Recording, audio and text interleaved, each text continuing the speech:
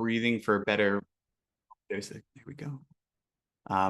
Breathing for better wellness. So it's going to be introductory to some of you, but hopefully really helpful and really practical. As Ricky said, that's my hope, is to make things easy and practical. So I'll start with just a little bit about me so you know who I am.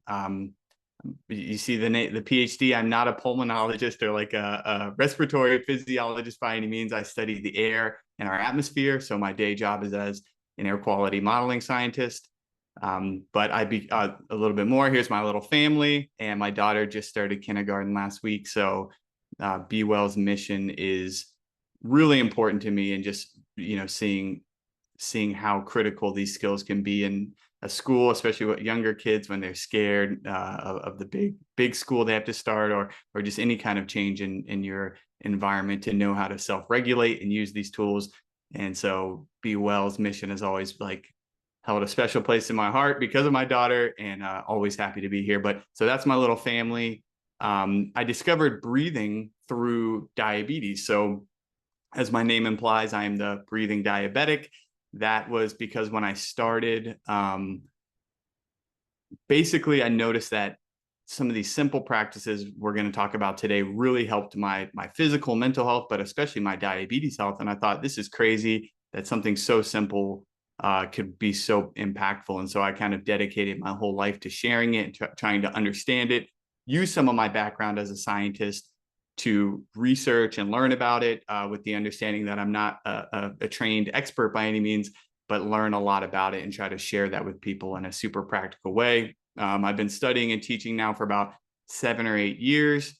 And if you care, some of my background certifications here with breathing: I'm an advanced oxygen advantage instructor and a level 1 pranayama instructor. So I am mainly, though, just a geek, just a nerd about all this stuff. I try to read everything I can about it and translate it into something really, really, hopefully meaningful to you all. So I thought a great place to start is like, well, why? Why did you become so obsessed with breathing? Why should you care about breathing? So as some of you are aware, right, we're breathing all the time. We take about 20,000 plus breaths per day, depending on how fast you're breathing, how stressed you are, things like that. Each breath we take is going to connect us, right, to the world, like actually bringing in oxygen into our lungs. And then little bits of us are actually going to get exhaled out, which is pretty crazy, through carbon dioxide is going to be one of those gases that gets released with each exhale we take. And each of these breaths is going to influence our physical health, affecting our heart rate, as we'll learn, our brain function, and many, many other things that basically play a critical role in shaping who we are, like our emotional and mental states, helping to regulate stress, changing our relationship with anxiety, and overall well-being. So to put it more succinctly, breath is life, right? So, and if you breathe well, you will live long on this earth. And so that is why we are here, to breathe well. And even if we don't live any longer, we can experience more of that life we're living by becoming mindful of our breath.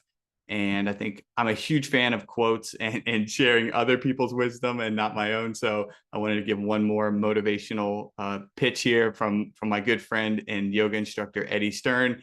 He says that when we begin to take up breathing practices, we take this involuntary life-sustaining function and we make it voluntary. And then that can make dramatic shifts in our state of mind and in the state of our nervous system.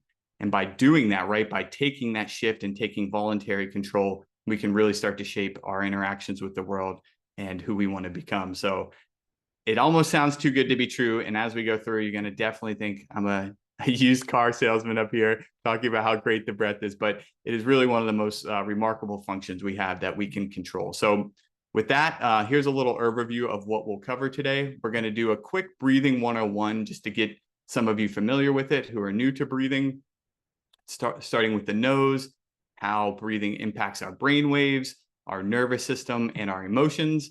And then we're going to look at 3 practices that all of us can do basically anytime: mindfulness of breathing, slow breathing, and humming. And these are 3 of the simplest and most powerful things you could do. Even if you do nothing else ever, these are enough to take you really far. So with that, let's get started with at the top here with the nose.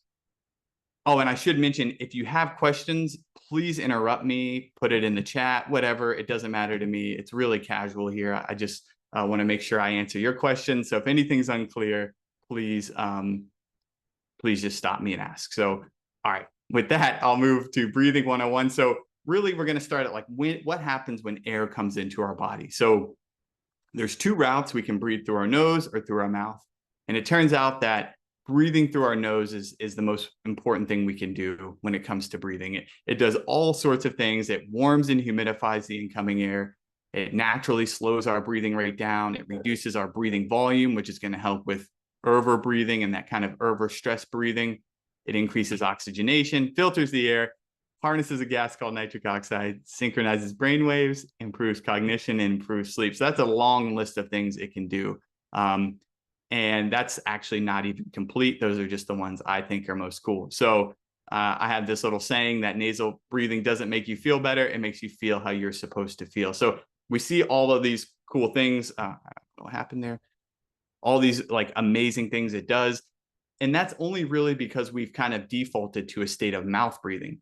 But our bodies were designed wonderfully, right? And one of the things we are designed to do is most of the time breathe through our nose. And so when we do that, it does all of these things, but it's really just returning us to how we're supposed to feel, like good and happy and energized and things like that. And so nasal breathing can be a huge step in getting us back to that baseline state. And you can keep that in mind, that what we're doing is with a lot of these practices is just making ourselves how we're supposed to be in the first place. We're bringing ourselves to a physiological state that is more natural, and we're trying to offset some of the negative effects of the environment around us, of looking at screens all day and all these things we know are bad, but we do them because it's part of being human now. That's no big deal, but just trying to offset some of that through some of these practices.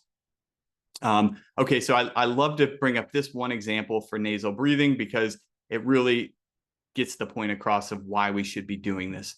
So this was an older study, 1996, as you can see, and it is, let's see, I think there wasn't that many participants, but what they had them do is either breathe through their mouth or through their nose, and they looked at what happened to the oxygen getting to their tissues.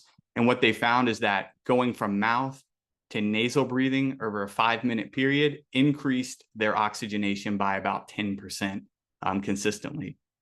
There's been other parts of this study and others that have shown that in some people, it actually goes up to like 18% increase, but it varies. And so 10% is a pretty good ballpark number and pretty awesome nonetheless. So to think that just something as easy as nasal breathing could improve your oxygenation by 10% is super meaningful.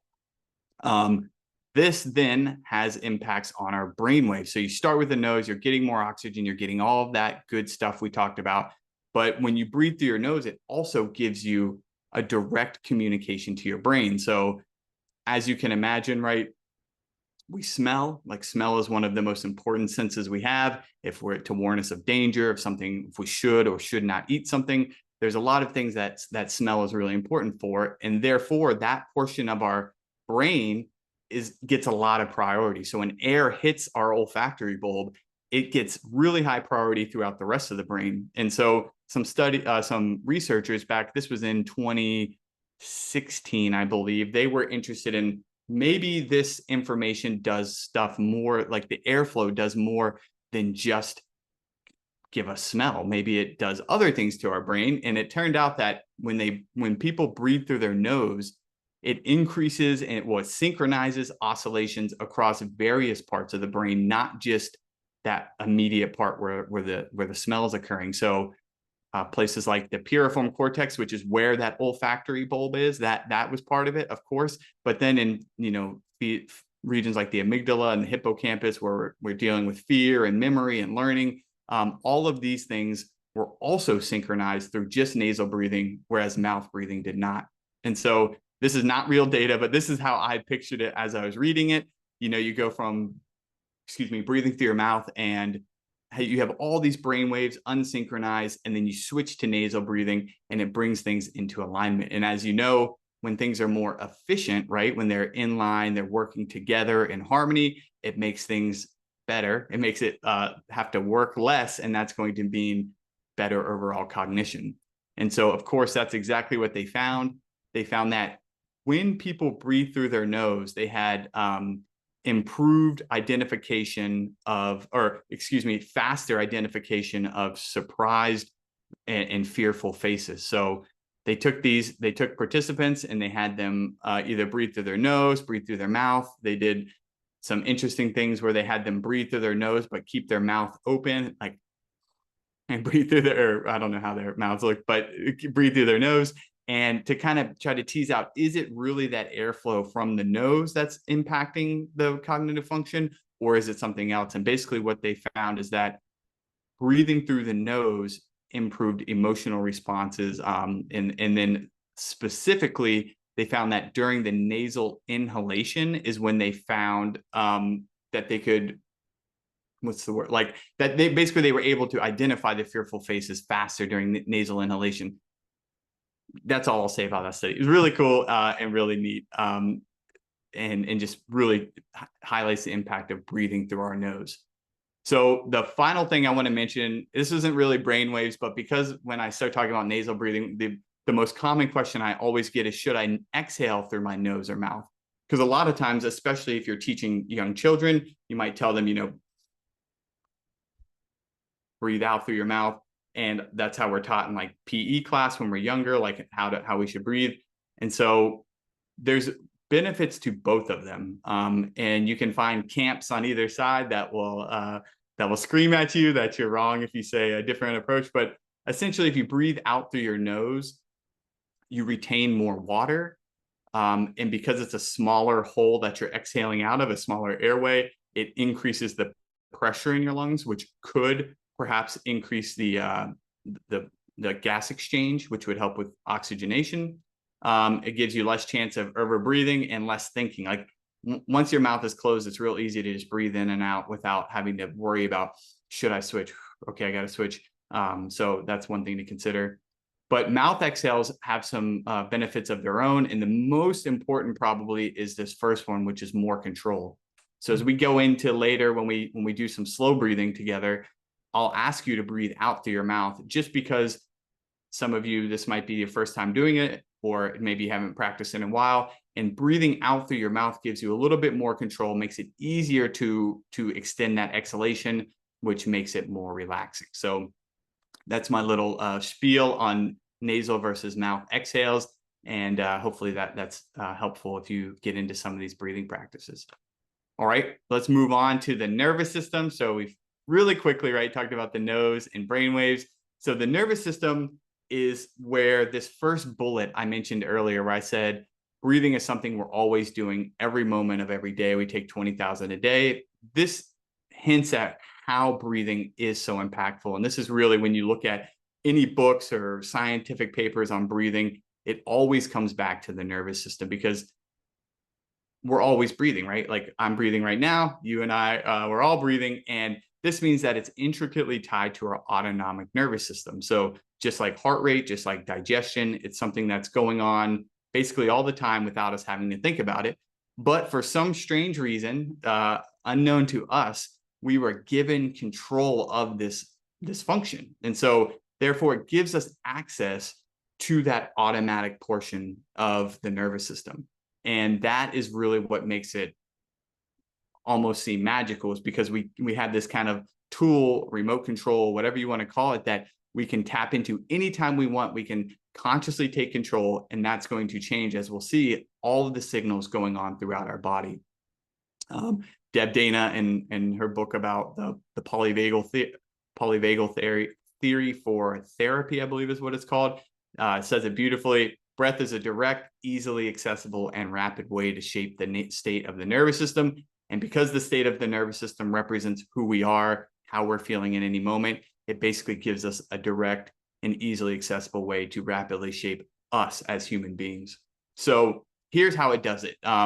There's a few ways. There's really three key ways it can help with our nervous system and our function. So the first is on a breath by breath basis. So every time we inhale, our heart rate slightly speeds up. And every time we exhale, our heart rate slightly slows down. This is known as respiratory sinus arrhythmia. And so if the heart rate is speeding up, that means something is sending signals to speed up. And if the heart rate is slowing down, that means something is sending signals to slow down. And basically what it turns out is that there's an intricate relationship with the nervous system and the vagus nerve, where on each breath, we're ramping up the sympathetic nervous system, that like stress response to fight or flight, which is making the heart rate go up. And then on the exhale, it's vice versa, where we're ramping up the parasympathetic branch of the nervous system, that relaxation response, and that's going to bring the heart rate down some. And so just there, we get a taste of, okay, breath by breath, we can microly impact our nervous system. But it gets more powerful when we look at our overall breathing rate. So if we decide we're going to sit here and breathe slowly for, a few minutes, what we do, and slowly being less than 10 breaths a minute, we now get to tell the body that we're safe, right? That things are good when you're calm, right? Your breathing is slower, it's deeper, and all these things. And so we get to consciously do that. We get to trigger the relaxation response, lower blood pressure, increase heart rate variability, all of these really awesome things, including some of our improvements in mood and things like awe and joy, which is what makes it really special in some cases. And then conversely, when we breathe fastly, when we're breathing, let's say more than 20 or 25 breaths a minute, we get to consciously activate the stress response. So we can raise our blood pressure. We can increase our anxiety if we want, make it harder to concentrate, worsen our mood. Now, this gets a little strange when you look at long durations, like people who sit down and do fast breathing for, let's say, an hour. It's really popular right now, conscious connected breath work. So if you see that, just know that this isn't quite the same mechanism when it goes longer. And if anyone's interested in that, we can talk about it at the end. We can chat about what might be going on during those sessions. But in general, this can be helpful, though. Even a few fast breaths can stress you out. And that can be really helpful if you need a boost in energy. Let's say after lunch, right? You're like, oh, I know I shouldn't drink coffee this late because it might mess with my sleep and all that. You could probably do a little bit of fast breathing to kind of reset and kind of just get you going, get your heart rate going a little bit, and that might give you more energy. So again, there's lots of ways to play with it, but in general, slow breathing, calming, fast breathing, stressful. And then finally, as most of you probably have been waiting, right, the depth of our breathing matters. Like, are we breathing deeply or are we breathing shallow? It becomes really important. So a nice little, I guess, diagram I got from a book called Science of Breath was basically saying, picture this upper part of your body from like your diaphragm, the lower part of your ribs, up to basically your collarbones as a cylinder. And when we talk about breathing, breathing 101, right, that we got to get air in. We got to somehow bring air into our lungs. And so the way our body does that is it expands this chest cavity to lower the pressure in the lungs. So as your chest expands, as this cylinder gets bigger, it changes the pressure, and then air flows in. It flows from the higher pressure now to this lower pressure. And so to get that air in, there's really 3 different ways you can do this. So the first is you could pull this part down. So this would be diaphragmatic breathing. The second is you could push out to the side. This would be thoracic breathing or chest breathing, and partially like just abdominal breathing too, because they're all going to be kind of happening simultaneously. And then finally, you could kind of lift your shoulders and expand that way to kind of bring it up. So you have these 3 different styles of breath. When they're all combined, it's something known as the yogic complete breath. If you ever hear that talked about, it's basically expanding your diaphragm, then your ribs, then your chest and your shoulders. But in any case, science tells us, well, the most efficient way to breathe is through the diaphragm. So this Dr. Alan Himes, as he says, a major portion of the blood circulating in the lungs goes to the lower portions just because of gravity. When we're upright, a lot of blood flows at the base of your lungs. And therefore, although, of course, the entire lung is going to expand, when you breathe deeply, you pull that diaphragm down, it's going to stretch the lower portions more, and that's going to help to expose the blood to more air, which is going to make breathing more efficient. And of course, more efficient, less work is going to be more relaxing. So just by breathing abdominally, we improve our efficiency. Moreover, this is really fascinating. It gets back to that vagus nerve that we talked about earlier, but the big point here is that the vagus nerve is the primary nerve associated with relaxation. So when you feel relaxed, usually it means the parasympathetic nerve has increased activity, and this is triggering the parasympathetic nervous system as a whole to send messages of calm to our body and our brain. And the biggest place of innervation, so where that nerve has the most connections, is in our diaphragm. And so when we breathe and use our diaphragm fully, we're kind of like activating that. We're ramping it up. We're telling it, hey, things are safe. We're breathing deeply. Life is good. And it's going to send signals from the diaphragm up to the brain to tell the body, you're good. You can relax and take it easy and go on. And that's going to basically trigger that relaxation response. This MD here, Michael J. Stephen, he likens it to like a natural Prozac, a natural antidepressant, because once you start activating that diaphragm, activating that parasympathetic nervous system, you also start releasing feel-good chemicals that that mimic some of the effects of what some of the antidepressants are doing. Of course, he's not saying just breathe your way out of depression or anything like that, but it is really neat to see that some of the pathways it's hitting is triggering some of these feel-good chemicals for our body to just release on their own. And finally, this might be my, I will pause. Hold on one second. I see a question. Go ahead, Sarah. Hey, I might have missed it. Why is gravity important? Great question. So when we're upright, whether we're sitting straight or standing, gravity will tend to pull the blood to the lower portions of the lungs. And so with more blood flow in the lower portions of the lungs, you're basically, that's where more gas exchange can occur. The more blood that's flowing through, the more chances you have to drop off some of the carbon dioxide and pick up some of the oxygen. And so, so one thing, you know, what they're saying here, or what we were saying from Alan Himes, is that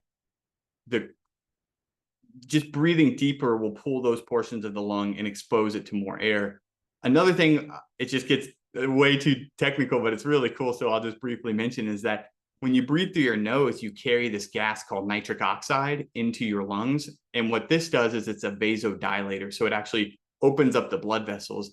And there was one really neat study where they like took all these pictures of someone's lungs and they looked at blood flow in different portions. So like the lower and the middle and the upper portions of the lungs. And they found out that when you breathe through your nose, it actually, because of that vasodilating effect of nitric oxide, it actually improves the blood flow throughout the lungs. And so you actually get more gas exchange that way. So just by breathing through your nose, even if you don't breathe as deeply, like if you don't purposely, like, you know, really activate that diaphragm, you can still get better gas exchange just because of the improvements in blood flow. And they talked about that this could actually be an evolutionary adaptation to walking upright. Basically that our noses adapted this ability to produce nitric oxide to offset gravity when we're in the upright position. So really, really crazy stuff. Fascinating, but great question. Thank you.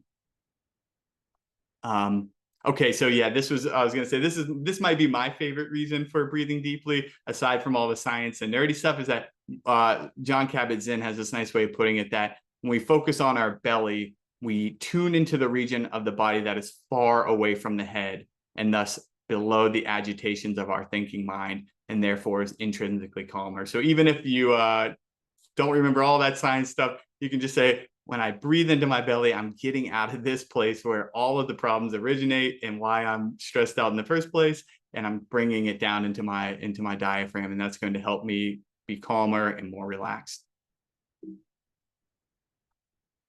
All right, and that gets us, so kind of to tie all of this up, we talked about the nose, brain, and nervous system, and now, of course, this all feeds into how we feel, or our emotions. And so there was a really fascinating study that looked at what happens with breathing and emotions. And so what they did is they took a group of participants and they told them, hey, I want you to generate different emotions like joy or anger or sadness, and I want you to do it through your breathing. So I want you to force yourself into these emotions and try to use your breathing to some extent.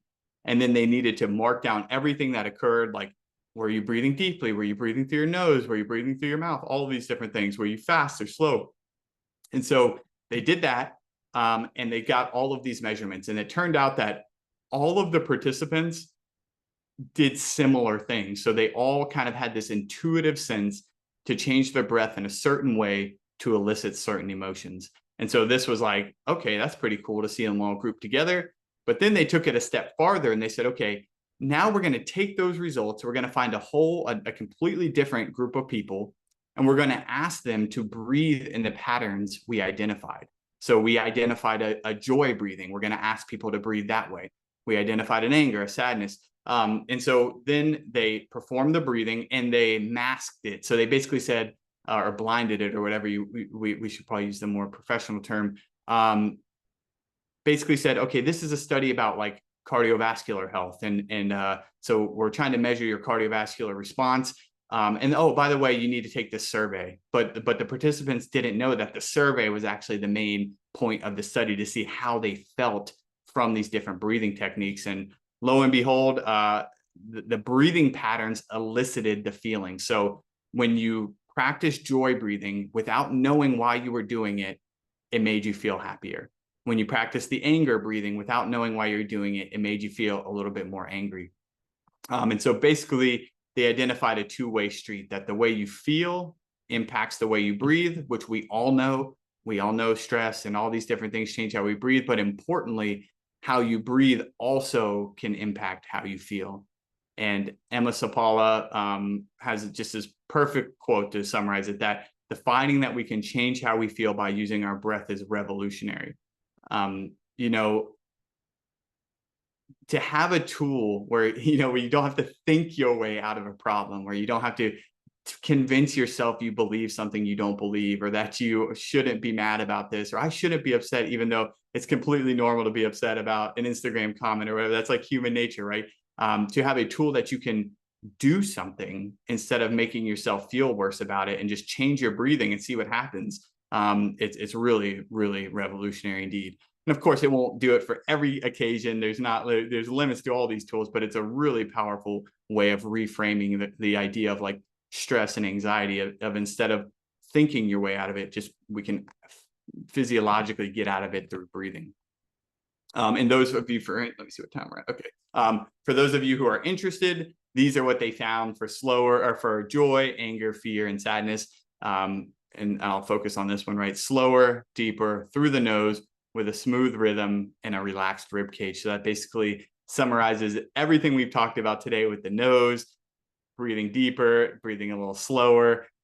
These people did it intrinsically, just based on what they thought should bring them joy, which is really awesome and pretty cool to see it translated to another group of participants. Okay, so we've talked about the breath, a lot about it. So now we're gonna talk about 3 simple exercises. We're gonna do some of them. I'm gonna provide a little bit more, obviously, research and stuff as we look at each one, and hopefully wrap up with plenty of time here. So that's perfect. Okay, the first one, mindfulness of breathing. So mindfulness of breathing is as simple as it sounds. You shine your attention on your breath, so you pay attention to your breathing. Then when your mind thinks thoughts like it's supposed to do, you say, oh, there it goes, I'm thinking a thought again. And then you just gently redirect it back to the breath. And you do that over and over and over, usually the entire time you're practicing. It's just, it always feels like, sometimes it makes you feel worse about yourself, right? But that once you get past that, you realize this is the point of the exercise, is that your mind is supposed to wander. It becomes a lot more powerful. And so I like this analogy Amishi Jha has. She calls it a mindful breathing push-up, or a push-up of the mindfulness breathing exercise. And it's a really, really good analogy that I use all the time, because if we're going to go do a push-up, right, we have to do all the components. We have to hold ourselves up, go down, push ourselves back up. All of the movement is important. And so with this one, all of these movements are important, that putting your attention on your breath, and then when your mind wanders, that's critical. Then you notice it and you redirect it back to the breath. So all 3 are important for building our mind muscle. And so what it's doing is it's activating different regions of our brain, things that are looking at like our attention, right? Being able to focus on one thing, our floodlight, which is kind of just noticing a bigger picture, and then our working memory, our executive function, our juggler, that's telling us what we're supposed to be doing in the moment. So one analogy might be if you were driving and you're listening to a podcast and you're really into the podcast. So you're listening, you pretty much got your attention on listening, you're driving and looking, but then the light turns yellow. And so your floodlight catches that because it knows that is really important. I need to pay attention. You switch your flashlight up to that light. Then your juggler tells you, is it safer for me to keep going or is it safer for me to stop? And then you make that decision and then you stop. And so those are the parts of the brain you're activating with this breath exercise. You're focusing all of your attention on the breath. Then your mind starts to creep away and wander. And then you notice that you say, oh, I'm not supposed to be doing this. Nick told me I'm supposed to focus on my breath. And then the juggler, the executive function, brings it back to the breath. And doing that over and over actually changes our brain. And so it will actually physically change gray matter. So where neurons in the brain communicate, it will change them in the all these different cool regions. I'm not a brain scientist, but it's really neat to see this is pretty well established now that when you just do these simple mindful breathing exercises, you can change how your brain is formed in your insula, your amygdala, hippocampus, and prefrontal cortex. And then finally here, it can increase brainwave synchronization in areas involved in interoception. So I'm sure the folks here from Be Well are really aware of the power of interoception, of noticing the awareness of your body's internal state as a way to understand your emotions. So not only can we change our emotions, but just by tuning into the breath, it's going to give us more awareness of what our body's doing to allow us to know, am I stressed? Do I need to make a change? And then regular check-ins with this could, add up to a significant boost in mental health. So with that, we are going to do a simple breath counting practice that serves as mindfulness of breathing. And you can change your position if you want. If you want to sit up straighter, that's fine. You don't really have to with these because they're kind of more about just noticing where you're at. But for this one, you basically just close your eyes and then you count each exhale you take up to 10. And then when you lose count, when you wander, you begin again at 1. You don't try to remember where it was. I was at 5, maybe it was 4. You just say, nope, just start over. There's no point in that. So we're going to do that now. I'm going to just set a timer for a minute or so, just so you can get a feeling. So everyone can just go ahead and close their eyes.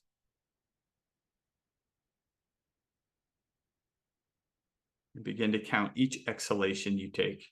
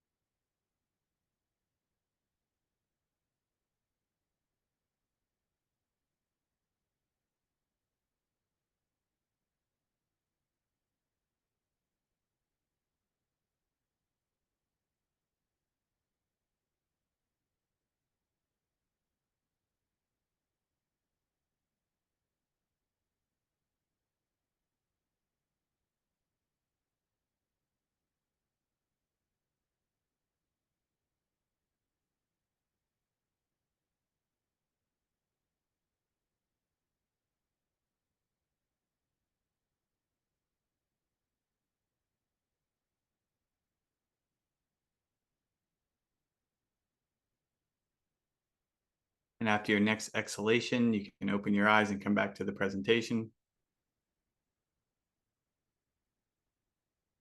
So that's a really simple exercise that it can be used anytime. No one has to know you're doing it. You don't have to close your eyes, and it can just kind of reset you. But it's especially useful for falling asleep or falling back to sleep. So I've read somewhere that counting is handled by the same portion of your brain as worry. And so when you count, it's really challenging to count and be worried at the same time. And so if you wake up in the middle of the night stressed, or you go to the restroom and you can't fall back asleep, you can count your breaths over and over. It's tuning into your body. It's kind of just chilling you out. And this can be a good way to fall back asleep, or fall asleep at night. And yeah, it really works. The falling back to sleep. This has been one of the few things I've ever found that really can help you fall back asleep quickly. So I highly recommend it there. But again, just in between tasks, anytime, counting the breath can be a good way to refocus the brain and relax and calm and synchronize those brain waves. All right. Next is slow breathing. This is my favorite. This is the one that kind of like got me so fascinated with the breath, or one of the main ones. And this is where we get to capitalize on the breath nervous system connection. So slow breathing, breathing at a rate less than 10 breaths a minute.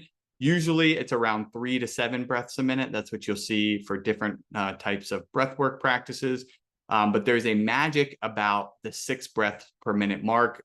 Decades of research now have shown that this rate tends to maximize heart rate variability, improve gas exchange in the lungs, enhance blood flow, slow down brain waves, and lead to an overall sense of calm and contentment. This breathing at this specific rate is known as resonant breathing. You'll hear it called coherent breathing. There's a lot of different names for it, but I like slow breathing because it's really just that ballpark of about 6 breaths a minute that is really powerful. And at this rate, basically what we're doing is we're synchronizing messages from our breath with messages to our brain, with our heart rate and our blood pressure. And this just tends to relax us and really calm us out. James Nestor has a great quote about this, that this type of breathing offers the same benefits of meditation for people who don't want to meditate, yoga for people who don't like to get off the couch, and the healing touch of prayer for people who weren't religious. And he drew on a lot of research to make such a powerful statement like that. But it really is one of the simplest. If you do nothing else, this is the most impactful one you can do for your health. If you want to do this outside of this presentation, right? If you're interested in like, how could I use this on a daily basis?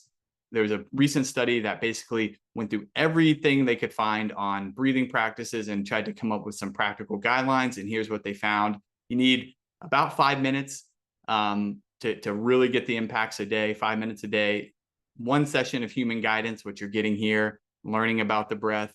But it can't hurt to work with a coach or something if you're interested. And then you need consistency. It's that simple. So 5 minutes a day for significant improvements in stress levels. So we're going to do it now for 2 minutes because other research has shown just 2 minutes is enough to feel the difference. And that's all we're trying to do here, is feel it for ourselves. So what I will do is I have some tones that will guide our inhales and our exhales. And I just want everyone to sit up straight in a comfortable but relaxed position.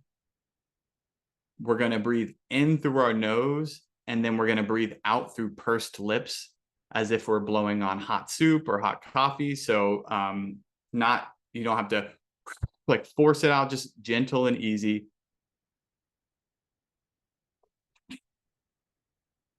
In through the nose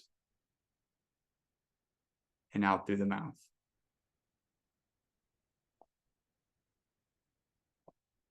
So just kind of do a few of those at your own rate.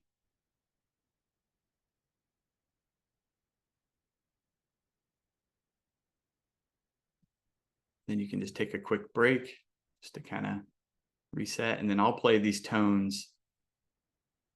And the first few are going to feel a little uncomfortable. That's normal. We're changing our breathing rate, but try to really relax into this and let it calm you throughout the 2 minutes. So if everyone wants to close their eyes again, take an exhale through your mouth, and we'll begin. Breathe in, breathe out.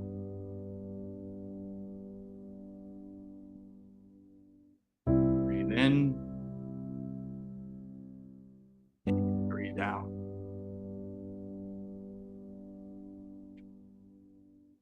Inhale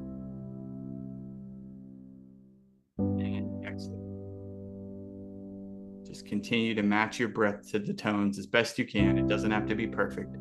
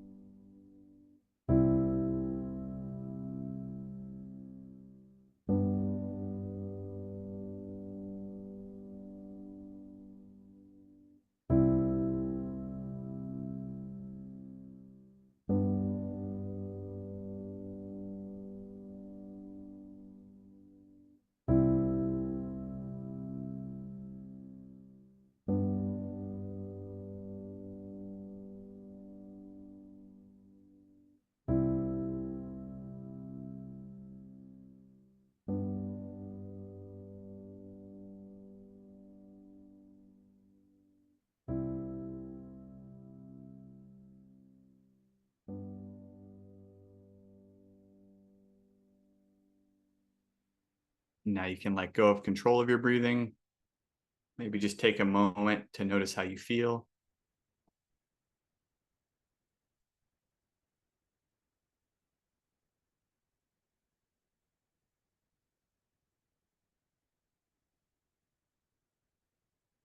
And then when you're ready, you can just come back to the presentation.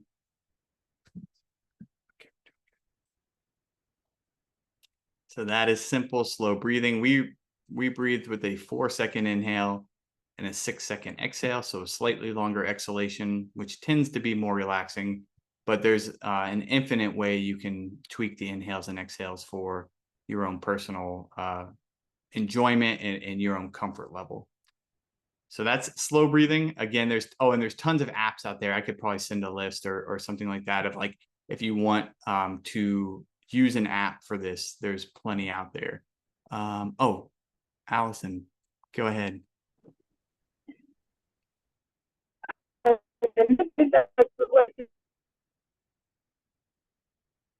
Oh no, I couldn't hear you. I'm sorry.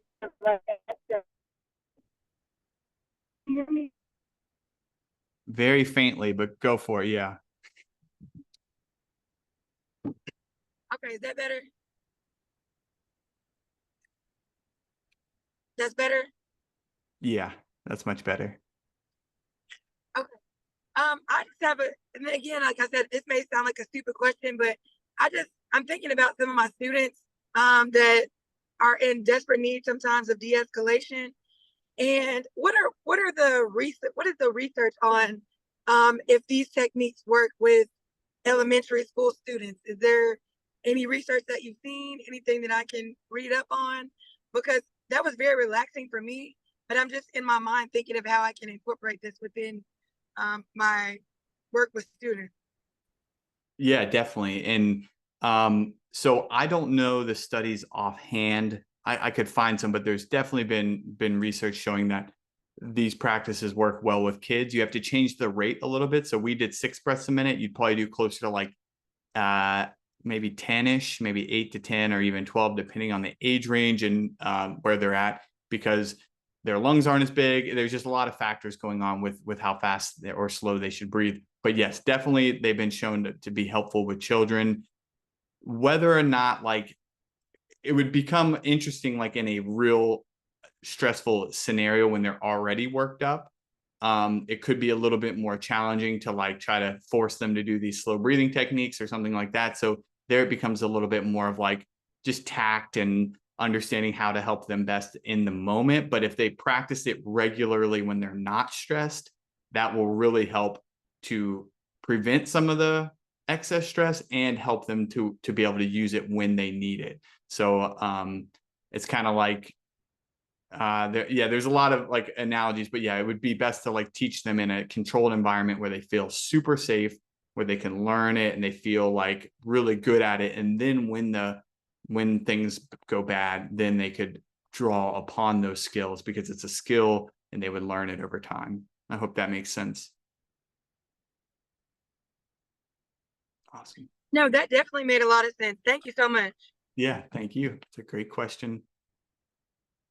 And there's lots I think, Ricky, you have them all on your online portal, like videos of bumblebee breath, like lots of fun breaths for younger children as well, right?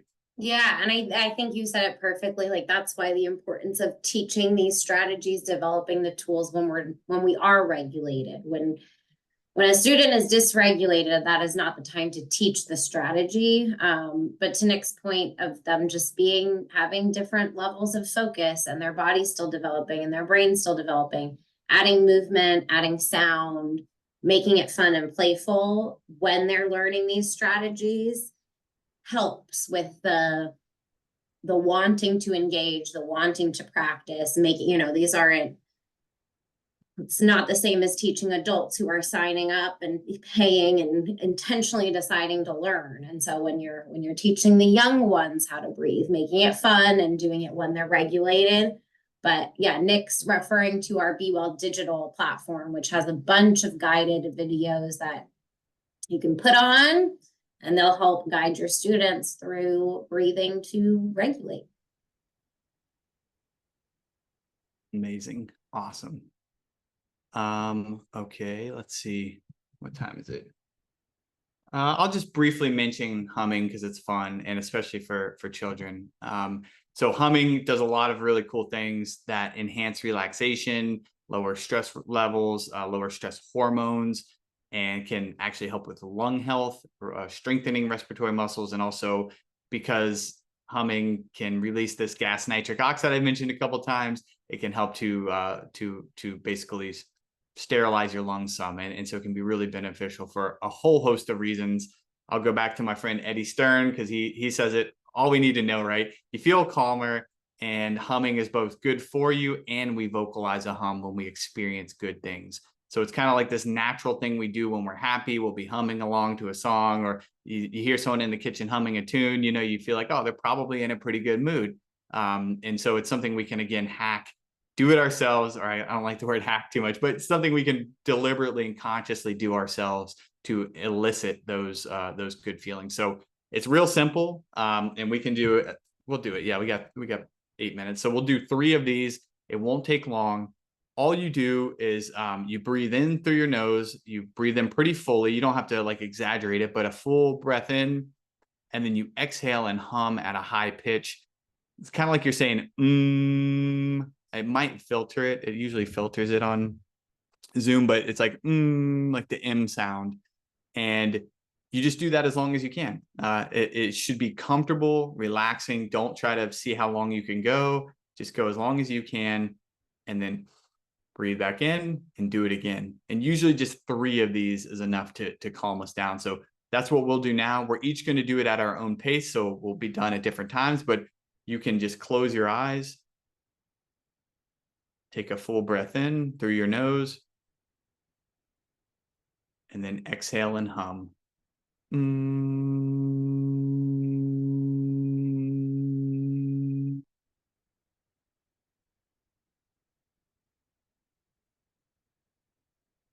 then do 2 more.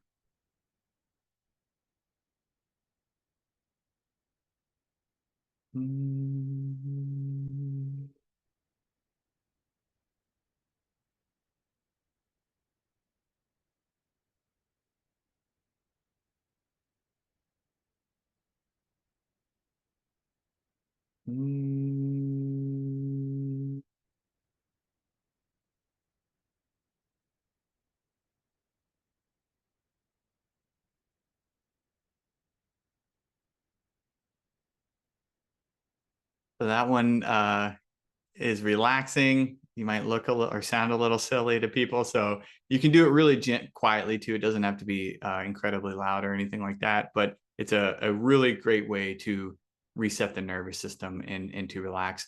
And kids do seem to like this one because it's fun to sound like a bumblebee. So, so that is humming. 3 is enough. You can go longer if you want, but just 3 breaths is usually enough to reset. And it's a really good way if you do decide you want for your personal self, like I want to do some of these breathing practices. It's a good way to either start or end the practice, especially end it, because it just kind of leaves you in a really calm and relaxed state. So with that, quick summary: breathe through your nose, practice some mindful breathing, practice some slow breathing, and hum when you would like. And with that, I'll just say thank you, of course, for all that you do at Be Well, and all the associated people who are out there teaching children. As I mentioned, my daughter's 5, and so I have like an incredible appreciation for teachers, how hard you all have it, and just appreciate that y'all are even interested in this stuff at all. So thank you, and I hopefully y'all have some more questions and we can chat.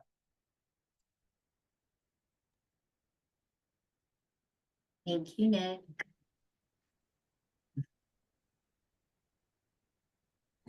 I would love to add something, if that's okay, about the question with the children and how to, introduce or regulate. Ricky mentioned that, the practices are helpful when kids are regulated. So what I do with my children is when they're in a good place, I've had them since they were little, make a list of things that could help you when you're sad or, dysregulated. And so then they can make the list because there's something to be said about the kids having agency. And so then when they are dysregulated, you just remind them, what are the things to go to? And then that gives them the choice, like humming or, reading or, holding your stuffed animal or whatever it is. But you give them the tools and then they select the tool that they think works for them. And then you could update it with them. Amazing. That's a huge part of all of these breathing practices too, is self-agency, like learning you can control some of your responses and you do have this power. So that's a great point to incorporate even further. Thanks for that. I think to echo too, I think we emphasize a lot with Be Well the choice to do these things always. I think when kids or anyone is forced to close their eyes and turn in, that can feel uncomfortable. And so making it a choice and an invitation to be curious. And I think, with Be Well, we're always very intentional about making sure our teachers who are teaching these tools feel comfortable and have done the practices themselves, so they're familiar with, what happens when things do feel uncomfortable and I'm trying these things on, because kids will have moments when they're trying them where it feels a little uncomfortable, or this happened and I don't like how that felt. And so as a teacher, just trying the things before you share them, so you know what might happen and how to calmly help a student move through that, and just making it an invitation and a choice helps with a lot of that.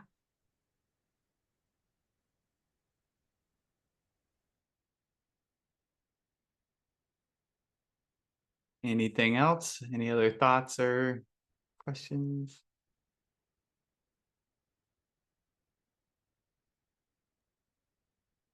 Thank you, Nick, and thank you everybody for being here. I hope this felt like a great use of your Tuesday afternoon and you left with some nuggets you can use in your life and in your classroom. Nick is a great resource. You can connect with him on your own, and we recorded this, so this will be available for you. And stay tuned for Q2 virtual learning. We'll have another one with a different expert, new strategies. And if you're in Nashville, please join us on September 11th at the Center for Contemplative Justice, where we'll do some of this in person. Have a great afternoon, everybody. Thanks a lot, everyone. See ya.